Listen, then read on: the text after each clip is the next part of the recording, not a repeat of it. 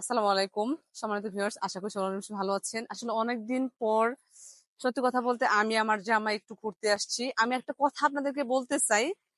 তার আগে বলি যেটা হচ্ছে যে আমি যেখানে আসছি জায়গা সত্যি অনেক সুন্দর। এটা হচ্ছে আমাদের শেরপুরের শেরপুরটা কি বলে ডিসলেক বলে নাকি? Circuit house, sorry circuit house এটা। এটা হচ্ছে এতিমখানার কাছাকাছি। খুবই সুন্দর একটা জায়গা।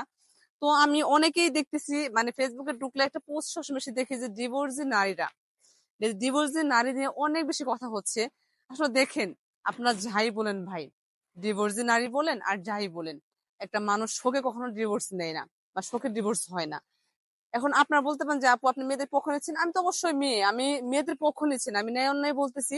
দেখেন আপনারা যে তারা বললেন যে মেয়েদের যারা ডিভোর্স তাদেরকে মূল্যায়ন করেন না, ভাই মূল্যায়নটা এটা দিয়ে হয়, টাকা পয়সা দিয়ে হয়, বুঝছেন? আপনি যত কিছু যাই কিছু বলেন না কেন, আপনি আপনার মন্তব্য করতেছেন, আমি এটাই বলবো, আমার সব আপদের উদ্দেশ্যে আমি এটাই বলবো, ডিভোর্সি নারী হয়ে আপনি নিজেকে কখনো দুর্বল ভাববেন না, নিজেকে কখনো অবহেলা করবেন না, ছোট করে দেখবেন না। প্লিজ আপনি এই মাইন্ড সেটটা পরিবর্তন করেন। আপনি মাইন্ড সেট করেন যে আপনি সফল হবেন, সাকসেসফুল হবেন। আসলে আমি একটা মেয়ে, আমি আলহামদুলিল্লাহ, আল্লাহ আমার অনেক ধৈর্য দিচ্ছে, মানসিকভাবে অনেক শক্তি আছে আমার।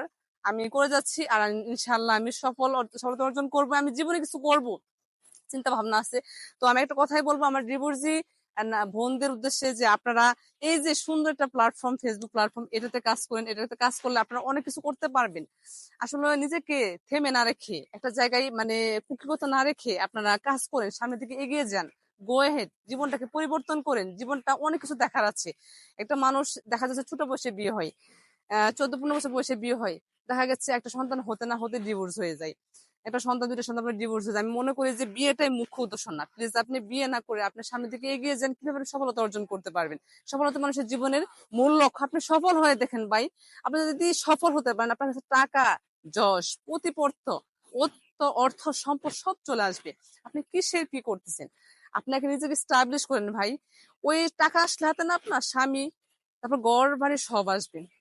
উদাহরণস্বরূপ বলবো স্মৃতি আপু, আরো যে আরো অনেকেই, যে কিছুদিন আগে রাজা আখি আখি যে ডিভোর্স হয়ে গেল, সে কি থেমে থাকবেন? না, সে অলরেডি স্টাবলিশ, সে জীবন অবশ্যই কিছু সাইন করতে পারবে, আর ভালো কিছু করতে পারবে। তো আমি একটা কথা বলবো আমার ডিভোর্স যে বন্ধের উদ্দেশ্যে, আসলে এই 4 আঙ্গুল কপালে বা নসিবে কি আছে আমি জানি না, আমার কপালেও কি হবে সেটা আমি জানি না। তবে আমি একটা জিনিস সবসময় বলবো যে না, আপনারা কখনো পিছনে ফিরে যাবেন না। আমি মনে করি পিছন থেকে সামনের দিকে এগিয়ে যাওয়াটা অনেক বেশি ইজি, আর পিছন দিকে ব্যাক করাটা অনেক বেশি ট্রাপ। সো আমরা কেন ট্রাপে যাব?